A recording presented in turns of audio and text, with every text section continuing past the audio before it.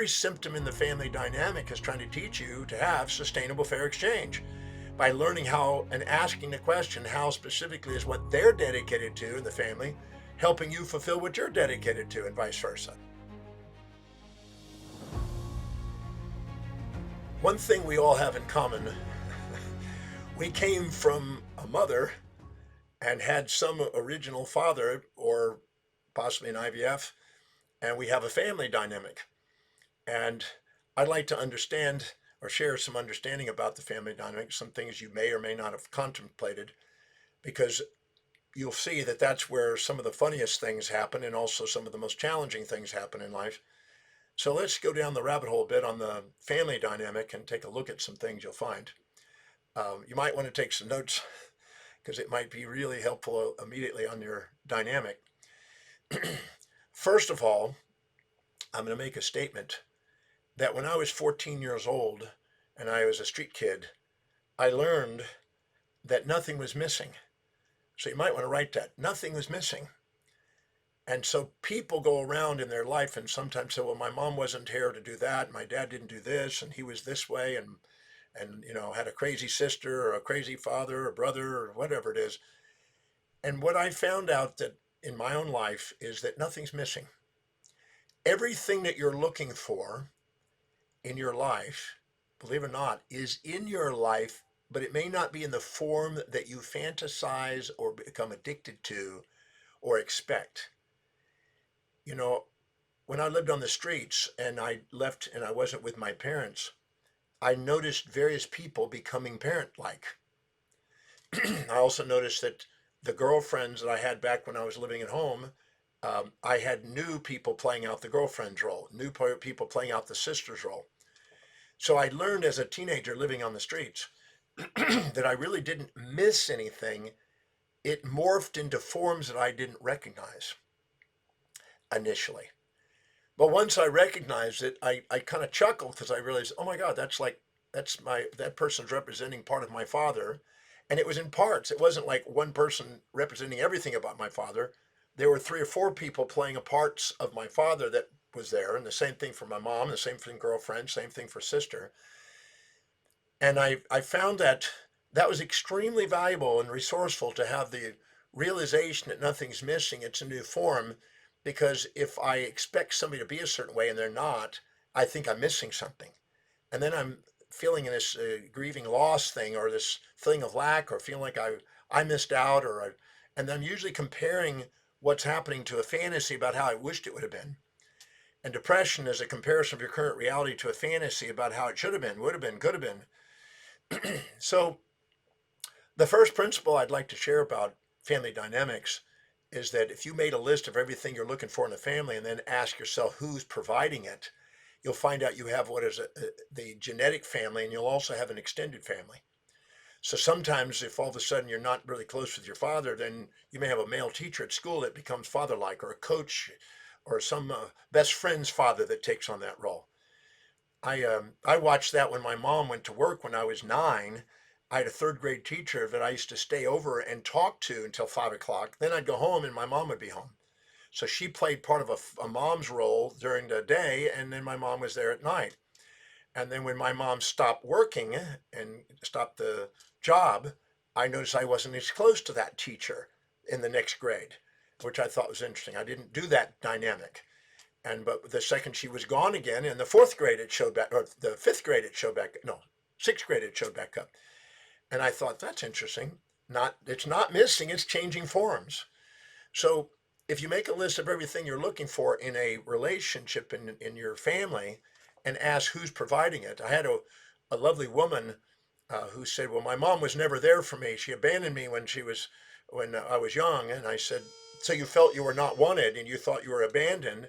And she said, yeah. And I said, so what specific trait did you perceive you missed out on? And in the process of doing that, she said, I missed this, this, and this. I said, well, then who provided that? And she said, well, my aunt provided it. And then I found out that my aunt provided it. And all of a sudden, my best friend's mom provided it and teacher provided it. And I said, what was the benefit of them providing it? I got to learn a different language. I got to have better food. If my mom had provided it, we would have been in more impoverished situation and I would have been trapped and I'd been living in a small town and I got to finish my education because of what happened. And once you see the benefits of the new people taking on that role and the drawbacks of the fantasy that you made out of the original people you thought you missed out on, you realize you didn't miss anything. You changed the form of it. So if you make a list of everything you're looking for in a relationship, in family, and then you ask who's providing it, you'd be mind blown. Your first response is because you're so attached to the form it is, I didn't have that. I missed out on that. And I'm a victim.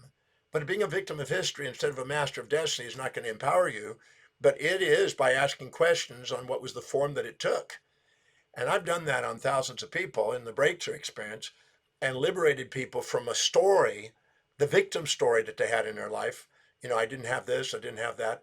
It was interesting. Sir Isaac Newton, his father died when he was born, and his mother then didn't have a way of providing, and so she had to look for another man, and she had to give up her son temporarily, and he stayed in this kind of apothecary place with this guy, and what's interesting is when she finally came back, during that time, he ended up falling in love with Mother Nature. And he ended up wanting to know God's will, God the Father's will. So he ended up being pursuing God the Father and the laws of Mother Nature. And that was initiated during the time when Father was gone and Mom was gone. So he ended up building the Principia, one of the greatest scientific treatises on gravity, as a result of that. And he realized he had a connection, a real strong connection to nature and to the perception he could talk to God. So it was in a dissociated way, but he still had it. And some people will dissociate it. Some kids will actually take on a blanket that will represent a security to represent somebody. I noticed that when I was around 4. I had a girl who lived across the street, and when her mom was at work, she made these dollhouse that she had. She became, the dolls became the mother talking to her. And then all of a sudden, when the mom would come home, she'd turn around and be the mother to the dolls. And I watched her change that while I was playing with her sometimes. And it was quite interesting to watch that it was morphing and changing. So the first principle of family dynamics that I'd just like to share is that nothing's missing. Look carefully, but beware of the attachment to a fantasy form about how it's supposed to be, because if it's not matching that, you're going to think you're missing something and lost, and then you're going to want to run a story about it. I just ask, what is the form that it's in? Another aspect of the family is that there's pairs of opposites. If you were to take the summation of all the values and do a value determination, go on my website and do a value determination on every one of your family members and take a look at what those values are, you'll find out there's complementary opposites. You'll have a brother or sister that represents an antiparticle to you, an opposite behavior. You may be dedicated to being very focused and driven and take command of your goals and things of this, and they may go with the flow. You may be dedicated to building your wealth and saving your money and living frugally and deferring gratification. They may be in immediate gratification, going shopping and filling their place with stuff that depreciates. You may find out that you're very social and extroverted, and they may be the introvert and quiet and go and live on video games or read or something. One may be an academic, one may be a socialite.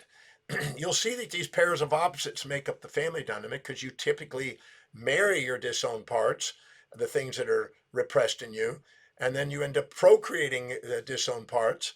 And so the family dynamic has got pairs of opposites. Now, if you think for some reason that your value system is right and you project it onto your family, you got a lot of clashes because they're going to perceive that their value system is right and they're going to project back. And so there's lots of clashes. In every family, there's a balance of peace and war. I've asked people in breakthrough experiences for decades now, how many of you had times of calm and times of turmoil, times of peace and times of war, times of getting together and times, fighting? And every hand goes up. So it's unrealistic to expect peace all the time. You don't grow there. If you get nothing but peace and support, you stay juvenilely dependent. If you get nothing but the challenge and conflict, you get precociously independent. But if you put the two together, which is what happens in the family, you get maximum growth. Maximum growth and development occurs at the border of the pairs of opposites. That's why nature has it. Just like your body has pairs of opposites, a sympathetic and parasympathetic nervous system, one builds and destroys, and one is catabolic and anabolic. And so too in the family, you'll have this. You'll have anabolism and catabolism, build and destroy, support and challenge, nice and mean, kind and cruel, positive and negative, whatever it is, extrovert, introvert, people that are, resourceful and non-resourceful. So if you look at what it is that you are dedicated to and write down its opposite, you'll find it in the family. The family has nothing missing. And that's why if you're under the assumption you're supposed to get a one-sided world and living in some sort of moral hypocrisy that you want always nice and never mean, always kind, never cruel, you're going to be very depressed and very angry at life, because sorrow is a byproduct of unmet expectation. And if you have an expectation that's one-sided and not both-sided, you're going to think something's missing, and you're going to think that there's something wrong, and you're going to be angry, and then you're going to be trying to fix people, and they have a different set of values, and you can't get people to live in your values, and you can't live in their values. But you can honor by communicating what you value in terms of their values and respectfully communicate and have a sustainable, fair exchange. In fact, every symptom in the family dynamic is trying to teach you to have sustainable, fair exchange by learning how and asking the question, how specifically is what they're dedicated to in the family helping you fulfill what you're dedicated to, and vice versa. If you do that, you'll not have to fix them, but you'll learn to communicate in a way where they're winning and you're winning. And that's what life's about. It's teaching you that process. The family is not there for happiness. The family is there to teach you how to be authentic and embrace both sides of life and be resourceful and learning how to see the fullness and that there's nothing missing and abundance. How are you going to have a fulfilling life if you think things are missing and empty and you're having false expectations? And if you expect yourself to live in their values or you expect them to live in your values, you're going to have futility. And a family dynamic is a spectrum of value systems. It doesn't work otherwise. Imagine if every single person had nothing but family values and just raising children. Nobody wanted to go to work. Nobody wanted to build a city. Nobody wanted to do architecture. Nobody wanted to drive cars or fix cars or make cars. Nobody wanted to do anything else. They just wanted to do that. It wouldn't work. And if everybody was just building cars, it wouldn't work. And if everybody just did banking, it wouldn't work. The society needs a spectrum of values. Everybody has a different hierarchy of values, therefore a different perception, decisions, and actions. The world is set up that way. So you get a plethora, a complete bouquet of fullness of all the things that are needed to maximally grow. And your family is the basic unit of society that's teaching you how to grow. And that's why you're going to have a complementations of opposites. In the breakthrough experience, I teach people how to take the things that you resent in somebody because you keep wanting to fix them. You think you're superior and they need to be fixed. And then you find out where do you do all the things that they do, and you find out what's the benefit of what they've done, and you find out that, oh, there's nothing to fix, there's something to appreciate. And if anything you can't appreciate in the family is your own delusion, not their actions usually. You find out that you think, well, that's a terrible thing they've done. No, they're balancing out the family dynamic. Whatever one person's repressing, the other's expressing. Nietzsche wrote about this, and many others said that whatever is the collective society's repressing, somebody else is expressing. Well, that occurs in the family. So if I repress, I've got three children to represent all three variations.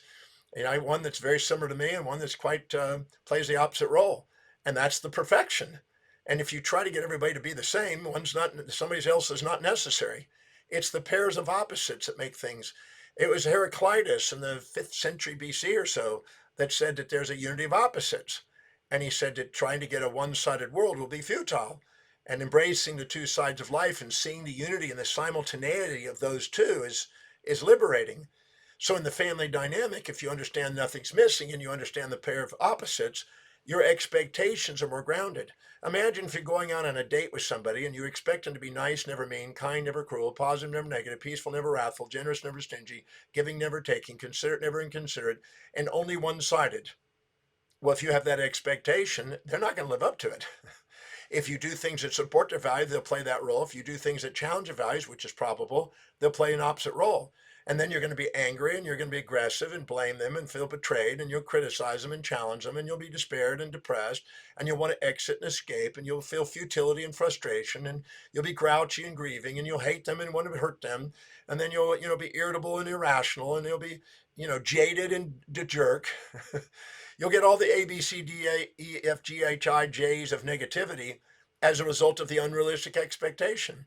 So the family's there to teach you how to embrace a wholeness, not a one-sided life, to crack the fantasy that the amygdala is constantly trying to get you to do to survive, and get you in thrival and teach you how to be authentic and teach you how to have fair exchange and teach you to have an inspired life. And it can do that if we have a realistic expectation on the family dynamics. So you tell me what you're looking for, I'll show you. I've done this many, many times. I had a woman one time sit next to me on a plane, and she said she's looking for her soulmate. I said, "What are you looking for?" And she wrote it down, 22 different things we wrote. And I said, "So, okay, now what's the opposite of those?" And we wrote those down. I said, "Who's providing this in your life?" And we found all the people that were providing it. And she goes, "Wow, I didn't realize it. I've got it in my life. It's in a form that I didn't realize." Then, and who's providing this? And she had those. She had both of them in her life. It wasn't missing. And then she realized also that uh, the things that she thought were all positive that she was wanting had downsides, and the things that she was trying to avoid also made her grow, made her more independent. And then she realized that, wow, I'm not missing it, and I'm not desperate, and now I realize I already have it, and it's in my values. And then she came from a poised state without a feeling of desperate lack, and which turns guys off when they see that. And then she was now able to do it. And 3 weeks later, she ended up getting a guy that matched some of those behaviors, but she was more receptive for both. So she was not living in a fantasy of a one-sided world. So in families, if you think your values are right and you project those values onto others and they have an opposite set of values and they're doing it back, well, you're going to have the war and the peace going on.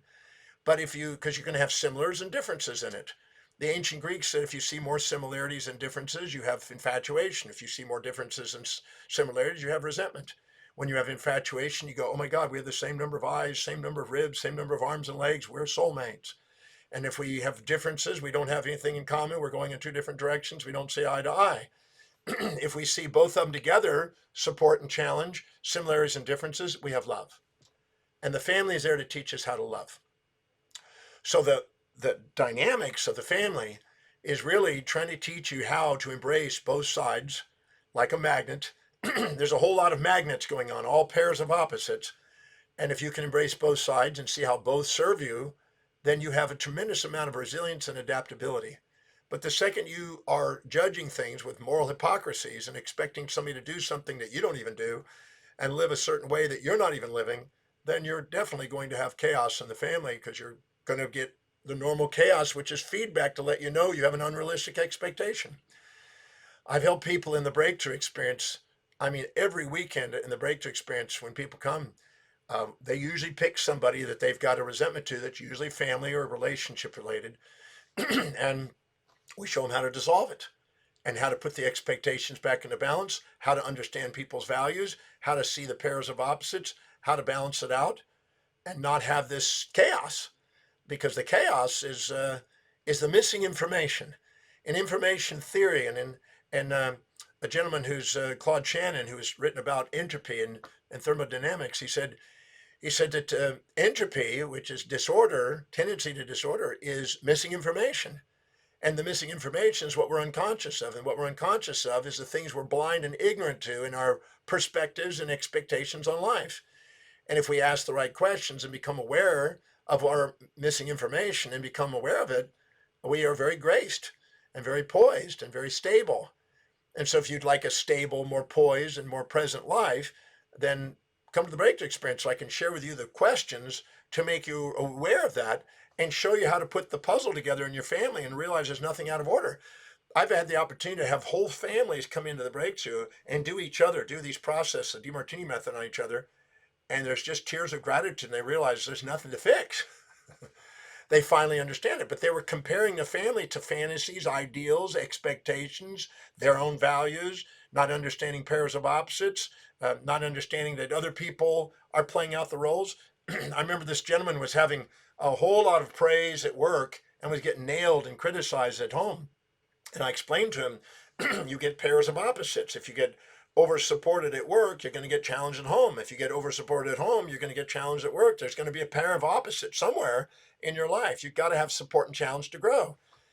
And when you put the puzzle together and looked at the exact moments when there was challenge at home and where the praise was synchronously, he was brought to tears. He goes, my wife is actually doing the necessary thing to keep me growing.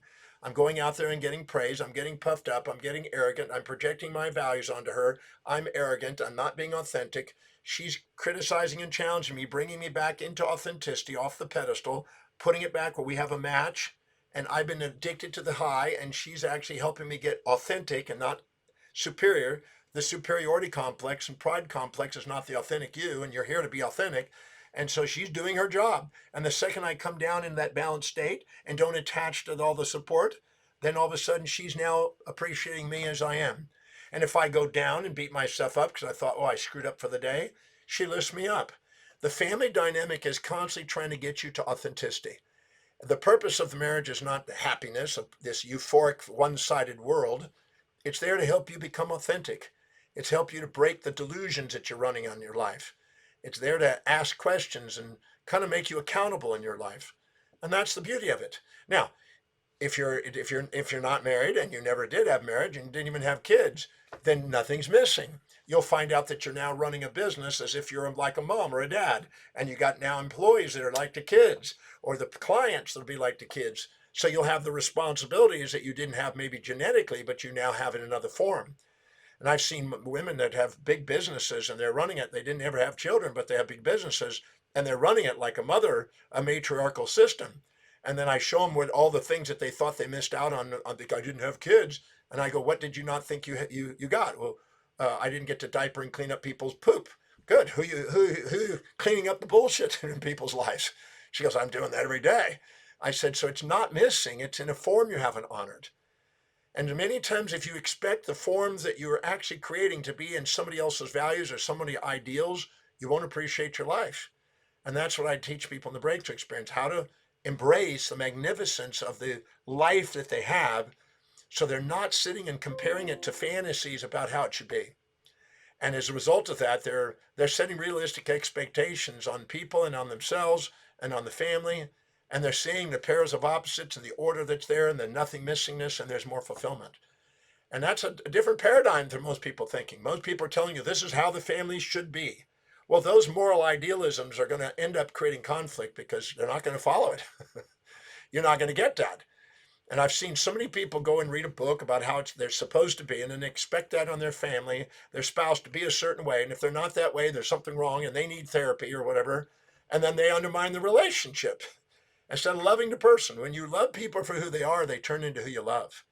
But if you keep trying to fix them, well, I don't know of anybody that wants to be fixed, really, unless they're asking for mentorship from somebody and refining it for a sport or some being a musician or something, want feedback, that's one thing. But I don't know anybody that they want to be loved for who they are. People want to make a difference when they're authentic, and when they're authentic, they maximize that. They want to be loved for who they are. And if you actually balance out your expectations, realize that people are both sided. I'm not a nice person or a mean person. As I said, I'm a human being, an individual with both potentials. I'm a hero and a villain, a saint and a sinner. I went through the Oxford Dictionary and I found out I had every known trait, 4,628 traits: kind, cruel, nice, mean, positive, negative, peaceful, wrathful, honest, dishonest. I had them all when I looked honestly at myself. So if you expect somebody to be anything but that whole picture, you're going to end up having probably a lot of false expectations, unrealistic expectations. You're going to end up being angry and depressed. You're going to want to fix people and project assumptions on them, how they're supposed to be. You're thinking that people are all supposed to be a certain way. I've seen fathers say, well, everybody has to do really well in business. I've seen mothers say, well, where's your grandchildren? And these unrealistic expectations on the rest of them are going to just backfire. Learn to love people for who they are and they turn into who you love. Learn to see that they have both sides. You do too. Watch your finger pointing because it's pointing back at you. And know that there's nothing missing. It's in a form you may not be honoring. Look deeper, broader. Look extending even beyond the genetic family. And understand the family is summating in all the combination. You put all the family together in a blender, you get out a perfect balanced value structure. And society is trying to teach you how to be authentic, and the best way to do it is to have support and challenge maximally. We maximally grow and be ourselves when we have both. If we get over supported and get puffed up, we lost our authenticity. If we get only criticized and we put down, we lost our authenticity. When we get a balance of both and we're aware of both simultaneously, we get ourselves. And the magnificence of ourselves is far greater than any fantasies we put or any nightmares we run the story of. So stop the victim of history story. Start putting a realistic expectation on it. Appreciate the family dynamic that you got. Come to the breakthrough experience so I can really make sure that's solid in your life. And it will save you an enormous amount of aggravation in your life. And you'll be appreciative about your life and get on with doing something more amazing instead of trying to fix something that's futile. let's go and learn about the family dynamic by having expectations that are grounded.